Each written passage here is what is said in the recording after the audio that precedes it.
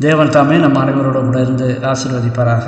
தேவகுமாரனுடைய முதல் வருகை நேரம் நெருங்கி வரும்போது மேசியாவுடைய வருகைக்கு ஆயத்தமாகுது. அந்த மேசியாவுடைய வருகை எந்த காலகட்டத்தில் நடக்கும்ட்டு சாத்தான் நன்றாக அறிவான். வேத வசனத்தில் தானியல் புஸ்தகத்தெல்லாம் அவன் படித்து பார்த்துருப்பான். தானியல் 12ஆம் அதிகாரத்தை அவன் படித்து பார்த்து தான் காலம் நெருங்கி விட்டது சொல்லிட்டு தான் அவன் இன்றைய காலகட்டத்தில், அதாவது எலன்ஜி வைட்டமே இருந்த காலகட்டத்தில் அந்த ஞானம் பெருகி போகும்னு ஆண்டவர் சொன்னதெல்லாம் அவன் கணித்து கொண்டு அதிகமாக மக்களை கவிழ்த்து விட வேண்டும், பாவத்தில் விழ வைத்து விட வேண்டும் பிரயாசப்பட்டு கொண்டிருக்கான். அவன் அன்றைக்கே அறிந்து விட்டான். அதே போல் இங்கு இயேசு கிறிஸ்து இந்த உலகத்திலே மேசியாக வருகிற அந்த காலகட்டத்தை அவன் தெரிஞ்சிருக்கான், அதே தானியல் புஸ்தகத்தை படித்து. இப்போ அவன் என்ன செய்கிறான் என்றால், அவர் முதல் வருகையில் வரும் பொழுது இந்த யூதர்கள் அந்த மேசியா வருகையை எதிர்பார்த்திருக்கக்கூடாது, அவர்கள் ஆயத்தமாக இருக்கக்கூடாது. அவர்கள் வேறு வழியிலே, பாவ வழியிலே இந்த ஒரு தீர்க்கதரிசனம் இணையாமல் இருக்க வேண்டும், தக்க வைத்துக் கொள்ள வேண்டும் சொல்லிட்டு அவன் வேறு திசையில் அவர்களை ஏவி விட்டு கொண்டிருந்தான். அதாவது மக்களின் இதயங்களை கடினப்படுத்தி கொண்டு அவன் சிறப்பான ஒரு வழியை ஆயத்தப்படுத்தி கொண்டிருந்தான். நீங்கள் பார்த்தீங்கன்னா இயேசு கிறிஸ்து காலத்தில் இந்த ஆசாரியர்கள் எப்படி இருந்தார்கள் என்பதை நன்றாக புரிந்து கொள்ள முடியும். ஆதி காலத்தில் முற்பிதாக்கள் இருந்த காலத்தில் ஆசாரியர்கள் எப்படி இருந்தார்கள், பயத்தோடுலாம் இருந்தாங்க. அதே இயேசு கிறிஸ்து காலத்தில் அதே ஆசாரியர்கள் எப்படி மூர்க்கத்தனமாக இருந்தார்கள் என்பதை நாம் அறிய முடியும். எந்த அளவு அவரை கொலை செய்கிற அளவுக்கு சத்தியத்தை எடுத்து சொன்னவர், அவரிடத்தில் ஒரு குற்றத்தையும் காண முடியவில்லை, நன்மைகளே செய்தவரையே அவர்கள் கொலை செய்தார்கள். அப்பேற்பட்ட ஒரு குணங்களாக மாறியிருந்தார்கள். சாத்தானுக்கு மேசியாவின் வரும் அடையாளங்களை தானியல் 9ஆம் அதிகாரம் 25 அவன் கணித்திருக்க முடியும். எப்படின்னா 9:25 எருசலேமை திரும்ப எடுப்பித்து கட்டுகிறதற்கான கட்டளை வெளியிடுவது முதல் பிரபுவாகிய மேசியா வரும் மட்டும் 7 வாரமும் 62 வாரமும் செல்லும் இப்படின்னு எழுதப்பட்டிருக்கு. இந்த கணக்கெல்லாம் அவன் போட்டு பார்த்துருப்பான். அந்த எருசலேமை திரும்ப எடுப்பித்து கட்டுகிறதற்கான கட்டளை அந்த நெகேமியா காலத்தில் இந்த காரியங்கள்லாம் அவன் கணக்கு போட்டு சரியாக மேசியா வருகிற நேரம் வந்துவிட்டது என்று அவன் அறிந்து கொண்டான். இயேசு இந்த உலகத்திற்கு வரும் வேளையில் யூதர்கள் ஒரு பிரயோஜனமற்றவர்களாக இருந்தார்களாம், பெருமையாகவும் மாறிவிட்டனர். அந்த யூதர்கள் ஆண்டவரால் தெரிந்து கொள்ளப்பட்ட தம்முடைய ஜனங்கள் அவர்கள். அன்றைக்கு யூதர்களை எப்படி வேறு வழியில் கொண்டு போனாலும் இன்றைக்கும் அதே போல் நம்ம மத்தியிலையும் அநேக வெளிகாரியங்கள்லாம் உள்ளே கொண்டு வந்துருக்கிறான். எப்படி முதல் வருகையில் இயேசு கிறிஸ்து வருவதற்கு முன்னாடி எப்படி யூதர்கள் மாறி போனார்களோ அதே போல் இன்றைக்கும் வெகு சிலரை ஆண்டவரை நோக்கி தொழுது கொண்டிருக்கிறார். மற்றவர்கள் எல்லாம் தொழுது கொள்கிறார்கள் தான், ஆனால் பல காரியங்கள் உள்ளே வந்துட்டு ஐரோப்பா அமெரிக்காவெல்லாம் பயங்கரமாக வெவ்வேறு காரியங்கள்லாம் உள்ளே வந்து கொண்டிருக்கிறது. தலைவர்கள் சரியில்லை. இதெல்லாம் எப்படி முதல் வருகையில் நடந்ததோ அதே போல் 2ஆம் வருகையிலையும் நடக்கிறது. தப்பித்து கொள்ள வேண்டும், நமக்கு கொடுக்கப்பட்ட சத்தியத்தில் உறுதியாய் நிற்க வேண்டும். ஆண்டவர் மோசையின் மூலமாக அந்த இஸ்ரவேல் ஜனங்களுக்கு சத்தியத்தை கொடுத்திருந்தார். அதை தக்க வைத்துக் கொள்ளாமல் சிதறி போயிருந்தார்கள் இயேசு வரும் நேரத்தில். அதே போல் இன்றைக்கும் அவர் கொடுத்த சத்தியம் அவர் பிள்ளைகளுக்காக அவர் தேர்ந்தெடுத்த சபையில் இருக்கிறது. அதை பிடித்து கொண்டிருக்கிறவர்கள் பாக்கியவான்கள், தப்பித்து கொள்ள முடியும், மீட்கப்பட முடியும், ரட்சிக்கப்பட முடியும். அதனால் இங்கே யூதர்கள் பிரயோஜனமற்றவர்களாக பெருமையாக மாறினாங்களாம் இயேசு கிறிஸ்துக்காக வர்ற நேரத்தில் அந்த முதல் வருகையில். இதுதான் சாத்தானுடைய திட்டம். அப்போ இந்த திட்டத்தில் அவன் வெற்றி வந்து கொண்டே இருந்தான். அவர்கள் வேறு திசையில் கொண்டு போய் கொண்டிருந்தான். அவருடைய திருச்சபையும் இந்த பிரயோஜனமற்றதாக அப்படியே மாறிக்கொண்டு போய் கொண்டிருந்தது. வெளிப்படுத்தின விசேஷம் 3ஆம் அதிகாரம் 17ஆம் வசனத்தில் லவோதிக்கா சபையை குறித்த ஆண்டவர் என்ன சொல்கிறாருன்னா, நீ நிர்பாக்கியம் உள்ளவனும் பரிதபிக்கப்படத்தக்கவனும் தரித்திரனும் குருடனும் நிர்வாணியுமாய் இருக்கிறதை அறியாமல் நான் ஐஸ்வர்யமான் என்று எனக்கு ஒரு குறைவும் இல்லை என்று சொல்கிறபடியா இந்த வசனம் லவோதிக்கா சபையை குறித்து சொல்லுது, 7வது சபையை குறித்து சொல்லுது. கடைசி சபையை சொல்லுது. இயேசு கிறிஸ்து வருகிற நேரத்தில் உள்ள திருச்சபையை சொல்லு. அப்போ அதனுடைய நிலைமை எப்படி இருக்கும்னு ஆண்டவர் காட்டுறாரு. அந்த நிலைமையில் நம்ம இருக்கக்கூடாது. நீ ஜாக்கிரதையாக இருந்து மனம் திரும்பி விழித்திருந்து ஆண்டவர் சொல்கிறார். இத்தனை பேர் ஆண்டவர் சம்பாதிச்சார் அவருடைய திருச்சபையில். அந்த அத்தனை கோடி ஜனங்கள் இருக்கலாம், உலகம் முழுக்க எத்தனை பேர் இருக்கலாம், தீவுகளில் இருக்கலாம், எல்லாத்துலேயும் இருக்கலாம். ஆனால் ஆண்டவர் அவர்கள் மத்தியிலே தெரிந்து கொண்டவர்கள் யார்? யார் ஆண்டவருக்காக உண்மையாக வாழ்கிறார்? அதுலேருந்து அவர் பொறுக்கி எடுப்பார். அவர் அப்படியே ஒரு சல்லடை போல செழித்து எடுப்பார் அவர். அப்போ சல்லடையிலே குப்பைகள் கோலங்கள் எல்லாமே இருக்கும். அவர் எடுக்கிற சல்லடை அவர் கையிலே இருக்கும் சல்லடைகள். ஆனால் அதிலிருந்து அவர் பொறுப்பார். பார்த்தீங்களா, வெளியேறப்பட்ட முத்துக்கள், அந்த முத்துக்கள் பரிசுத்தமான முத்துக்களாக இருக்கும். அதை அவர் பொறுக்கி எடுப்பார். அந்த முத்துக்களாக நாம் வாழுறோமா என்பதை நாம் ஒவ்வொரு நாளும் சிந்தித்து பார்க்க வேண்டும். இயேசு வரும் வேளையில் ஆசாரியத்துவம், ஆண்டவர் வர்ற அந்த பிறக்கிற சமயத்தில் ஆசாரியத்துவம் மிகவும் மோசமாக இருந்துச்சான். இதயத்தில் வெகு தொலைவில் இருந்தாருமா. ஒரு மனம் திரும்புதல், ஒரு பரிசுத்த தன்மையெல்லாம் இல்லாமல் இருந்தாருமா அந்த ஆசாரியர். இயேசு கிறிஸ்து வர பிறக்கிற நேரத்தில் எந்த இரக்கமும் கிடையாது. ஒரு மாதிரி ஒரு மோசமான குணங்கள் உடையவர்களாக இருந்தார். அந்த குண நலன்களே இல்லாமல் இருந்தார்கள் அந்த ஆசாரியர். ஆசாரியர்கள் எப்படி இருக்கணும்? ஆண்டவர் ஆசாரியர்களை தேர்ந்தெடுத்திருக்கிறாருன்னா அவர்கள் எப்படி ஒரு வழிகாட்டியாக எல்லாருக்கும் முன்பாக உண்மையாக இருக்க வேண்டும். உன்னிடத்துல ஒரு குறையும் இருக்கக்கூடாதுன்னு ஆண்டவர் சொல்லியிருக்காரு. சார் கட்டளைகள் இட்டிருக்கார். உன்னை ஒருத்தவனை குறை சொல்லக்கூடாதுன்னு என்று ஆண்டவர் சொல்லியிருக்கார். அப்பேற்பட்டவனாக ஆசாரியன் இருக்க வேண்டும். அதை அவர் வரும்பொழுது அந்த நேரத்தில் இவர்கள் அப்படி இல்லவே இல்லை. ரொம்ப மோசமாக இருந்தார்கள். அவர்கள் நயவஞ்சகர்களாக இருந்தார்கள். அதிக செல்வங்களை நாடினார்களாம் அந்த ஆசாரியர். பணம் பணம் பணம் பணம்னு அதிக செல்வந்தர்களாக இருந்தார்கள். ஏழ்மையானவர்களிடத்துல, விதவைகள் இடத்துல, அனாதைகள் இடத்துல கொள்ளை அடித்தார்களாம். எதையோ சொல்லி அவர்களை கஷ்டப்படுத்தி காசு பிடுங்கிறதுலே இருந்தார். இதற்காக ஜெபம் செய்ய வேண்டும். இந்த பரிசேயர்கள்லாம் அப்படித்தான். பரிசேயர்கள் வீதியில் நீண்ட நேரம் ஜெபம் பண்ணிக்கிட்டு தங்களை பரிசுத்தவான்கள் என்று காட்டிக்கொள்வதற்காக செய்வார்களாம். அப்பேற்பட்ட சூழ்நிலைகளாக அந்த நேரத்தில் நடந்தது இயேசு கிறிஸ்து பிறக்கிற நேரத்தில். இப்போ இந்த மாதிரி ஏழ்மையான ஜனங்களிடத்துலலாம் கொள்ளை அடித்தார்கள் இந்த ஆசாரியர். இதே கடினமாக இருந்துச்சு அவங்களுக்கு. ஆலய வேலைகளுக்கும் வழிபாட்டு சேவைகளுக்கும் பணம் தேவைப்படுது அப்படி சொல்லிட்டு விதவைகளுக்கு டேக்ஸ் போட்டாங்க. நீ கொடுத்தாகணும், சபைக்காக நீ கொடுத்தாகணும்னு சொல்லிட்டு கட்டாயப்படுத்தி வாங்கினார்களாம் இந்த ஆசாரியர்கள். கொஞ்சம் நினச்சி பாருங்கள், இயேசு கிறிஸ்து முதலாம் வருகையில் எப்பேற்பட்டவர்களாக அந்த ஆலயத்தில் இருந்தார்கள். ஆண்டவர் பார்த்தீங்கன்னா எப்படி விசனப்பட்டிருப்பார். அவர் பிறந்து அவர்களை பார்க்கும் பொழுது எப்படி விசனப்பட்டிருப்பார். அதனால தான் ஆண்டவர் கேட்கும் பொழுது என்னிடத்துல ஒரு பாவம் இருக்கா சொல்லுங்க பார்ப்போம்னு சொல்லும் போது எவனாலையும் சொல்ல முடியல. ஆனால் அவர்கள் என்ன செய்தார்கள்? இவனை சிலுவையில் அறைய வேண்டும், இவனை சிலுவையில் அறைய வேண்டும் என்று இயேசுவை குற்றம் சாட்டி கொண்டே இருந்தார்கள். பொல்லாத குற்றம் வேண்டும் என்று பொய் சாட்சிகள் சொன்னார்கள். எப்பேற்பட்ட குணங்கள் உடையவர்களாக இருந்தால் அவர்கள் அப்பேற்பட்ட ஒரு பொய்களை ஒரு குற்றவாளியாக அவரை நியமித்திருக்கிறார்கள். ஆண்டவரை சேலஞ்ச் பண்ணுறாரு. என்னிடத்துல ஒரு தப்பு இருந்தால் உன்னால் சொல்லு பார்ப்போம் அப்படின்னு. அதே போல் பிலாத்தும் சொல்கிறான், இவரிடத்துல ஒரு குற்றமும் நான் காணவில்லைன்னு பிலாத்தும் சொல்கிறான். ஆசாரியர்கள் வாயிலிருந்து வரவே இல்லை. ஏரோது சொல்கிறான், அவரிடத்துல ஒரு குற்றமும் காணவில்லைன்ட்டு. ஆசாரியர்களிடத்தில் அந்த வார்த்தை வரவே இல்லை. அப்பேற்பட்ட ஆசாரியர்களாக அவர்கள் மாறியிருந்தார்கள். கலாச்சாரங்களும் வீணான விழாக்களும் அந்த யூதர்களால் அப்படியே சிதைந்து போயிருந்தது. இதெல்லாம் முன்னாடி கொண்டு வந்து நிறுத்திட்டாங்க. பயம் இல்லை, ஆண்டவருக்கு முன்பாக தெய்வ பயம் இல்லாமல் இருந்தார்கள். இத்தனைக்கும் சத்தியம் அவர்களுக்கு தான் கொடுக்கப்பட்டுச்சு. உலகத்திலேயே அண்டை நாடுகளாக மற்ற நாடுகள் எல்லாரும் அந்நிய தேவர்களை வணங்கி கொண்டிருந்தார்கள். உலகத்திலேயே இந்த யூதர்கள் உண்மையான தேவனை வணங்கி கொண்டிருந்தார்கள். அவர்களிடத்துல தான் ஆண்டவர் சத்தியத்தை கொடுத்தினார். அவர்களிடத்துல தான் ஆண்டவர் தீர்க்கதரிசனங்களை எழுப்பினார். பல காரியங்களை எல்லாம் வெளிப்படுத்தினார். ஆனால் அவர்களும் என்ன செஞ்சாங்க? அவர் வரும்பொழுது முதலாம் வருகையில் எல்லாவற்றையும் மறந்து போய் வேறு விதமாக நடந்து கொண்டிருந்தார். தீர்க்க தரிசனம் சொல்லப்பட்டது போல வல்லமையுள்ள மேசியா வந்து இந்த யூதர்களை ரோமர்களிடத்திலிருந்து காப்பாற்ற வேண்டும். ஆண்டவரே நீங்கள் காப்பாற்றுங்க, நாங்கள் அடிமைகளாக இருக்கிறோம். எப்படி பல நேரத்தில் நாங்கள் அடிமைகளாக அந்த நேபுகாத்நேச்சாரத்தில் அடிமைகளாக இருந்தோம், அதுக்கு நீங்கள் விடுதலை பண்ணீங்க, அதே போல் இதுலேயும் எங்களை விடுதலை பண்ணுங்க, மேசியாவை அனுப்புங்கன்னு சொல்லிட்டு காத்துக்கிட்டு இருந்தாங்களாம். எப்பேற்பட்ட மேசியா வருவார்னு அவங்க காத்துக்கிட்டு இருந்தாங்க.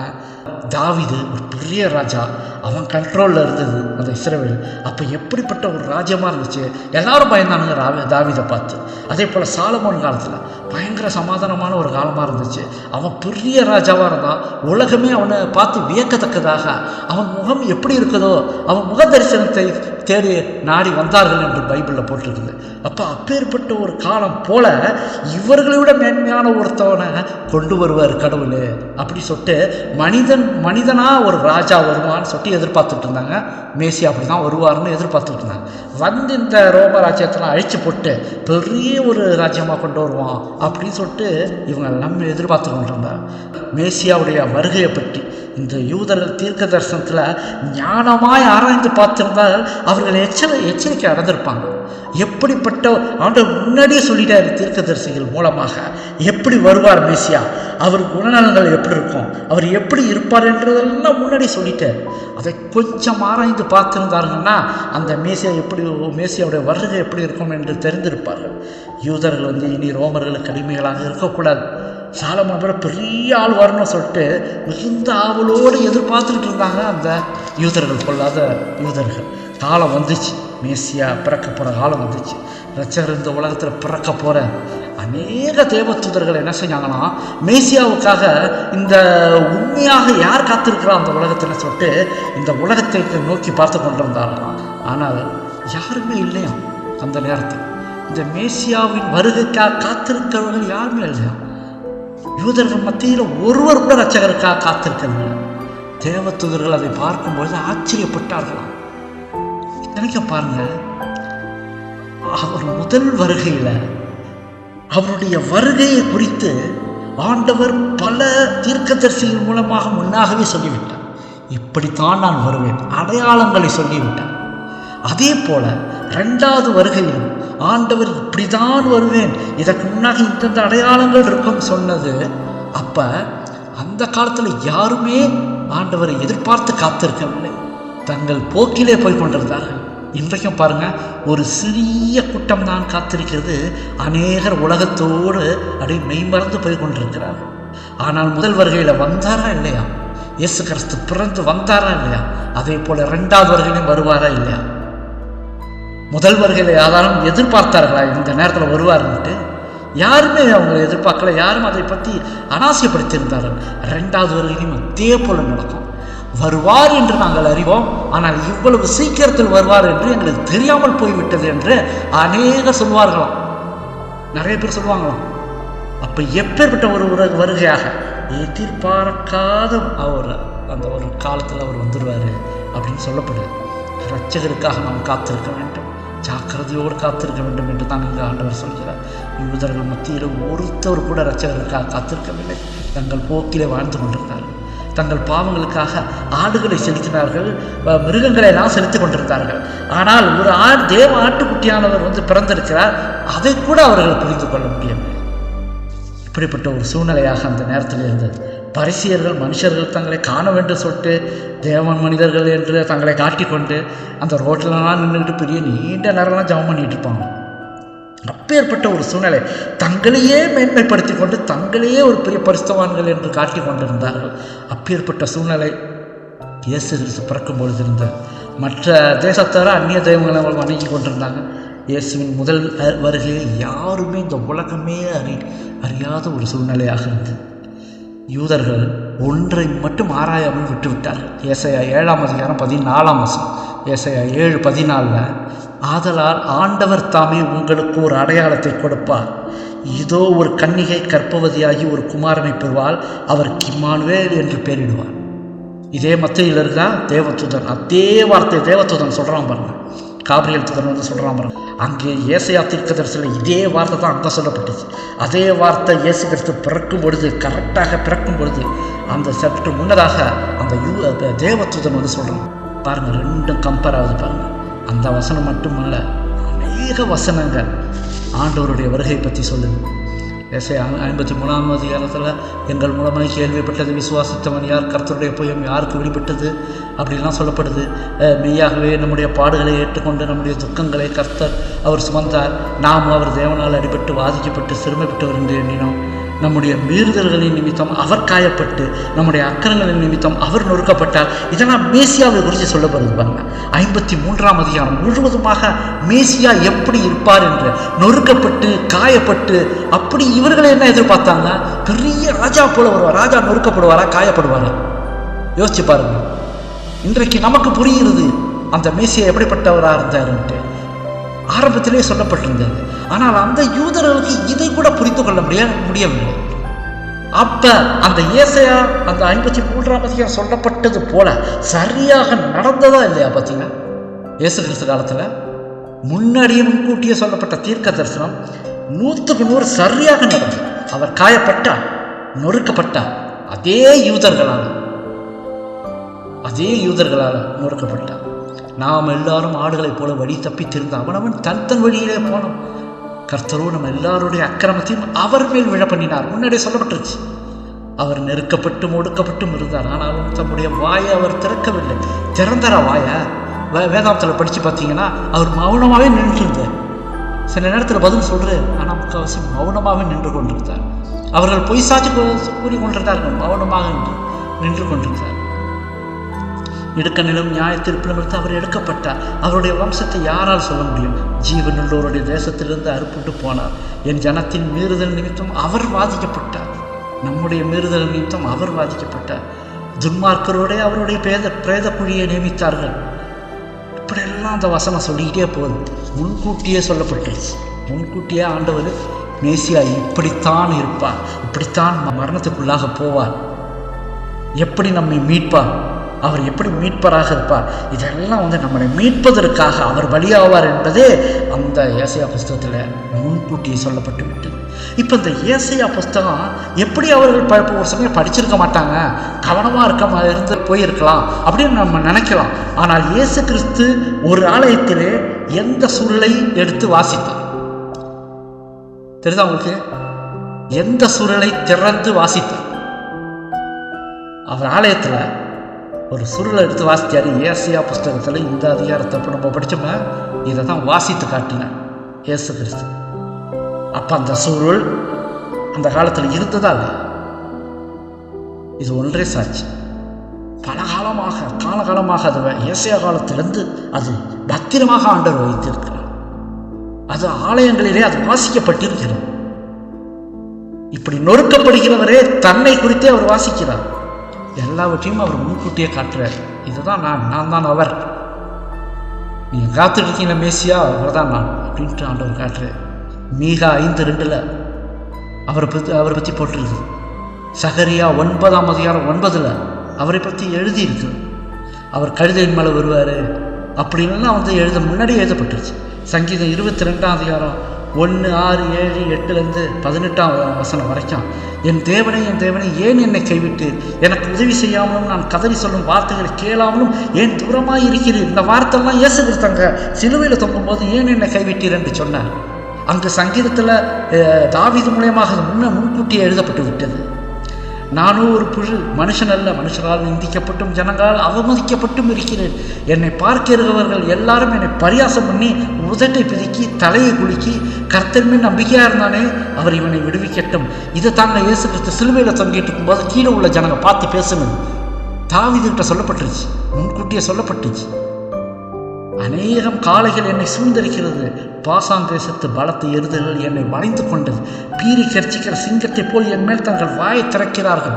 அந்த சனகரின் சங்கத்தில் அங்கே நின்றுட்டு இருக்கும்போது எலன்வெட்டு சொல்கிறாங்க, அங்கே பிலாத்தோட ஒரு இது மட்டும் இல்லைன்னா அவர்கள் அவர் மேலே அப்படியே விழுந்து அவரை பீறி போட்டிருப்பார்கள். அப்பேற்பட்ட ஒரு வெறிகொண்டவர்களாக இயேசுவின் மீது நின்று கொண்டிருந்தார்கள். இவனை சிலுவையில் அறையும் என்று கூக்குரலிட்டு கொண்டிருந்தார்.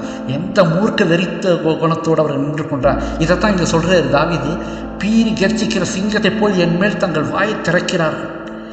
அப்படின்னு சொல்கிறாரு.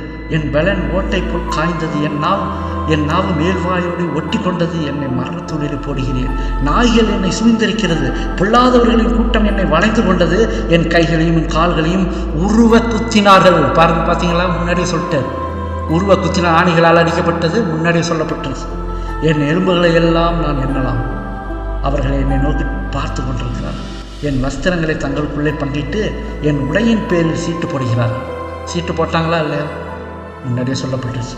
ஏசாயா 52ஆம் அதிகாரத்துலையும் அவர் கூக்கல் இட மாட்டார், சத்தத்தை உயர்த்த மாட்டார், அப்படி அதை வீதியிலே கேட்க பண்ணவும் மாட்டார். ஆணிகள் அடிக்கும் போதெல்லாம் அவர் ஒன்றுமே செய்யல, பேசாமல் அமைதியாக இருந்தார். இப்பேற்பட்ட இயேசு கிறிஸ்து நமக்காக இவ்வளவு பாடுகளை நமக்காக பட்டிருக்கிறார். இதை நாம் நினைத்து பார்க்க வேண்டும். இத்தனை அவமானங்களையும் பட்டார். இதை நாம் மறந்து விடக்கூடாது. அதனால தான் ராபோஜனத்தை நான் வரும் வரையில் நீங்கள் இதை நினைவு கூற வேண்டும் என்று ஆண்டவர் சொல்கிறார். இதுதான் அவர் வர்ற காலத்தில் பிறக்க போகிற அந்த நேரத்தில் எப்பேற்பட்ட ஒரு சூழ்நிலைகள் இருந்தது என்பதை நாம் பார்த்தோம். ஆசாரியர்களாம் எந்த அளவுக்கு மாறி இருந்தார்கள் என்பதை நாம் பார்த்தோம்.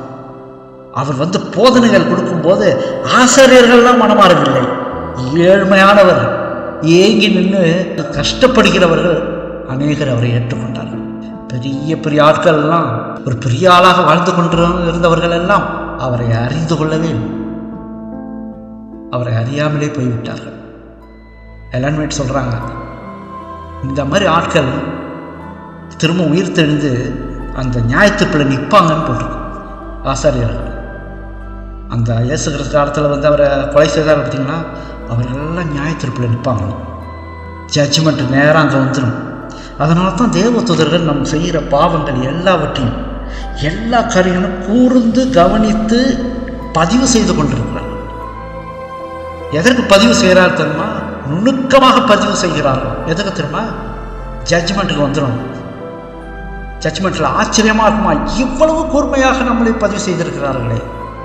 அதை பார்க்கும்போது ஆச்சரியப்படுவோமா, நம்ம இந்த அளவுக்கு பதிவு செய்திருக்கிறார்களே. அதனால் ஒருவனும் தப்பி போவதில்லை, யாருமே தப்பிக்க முடியாது.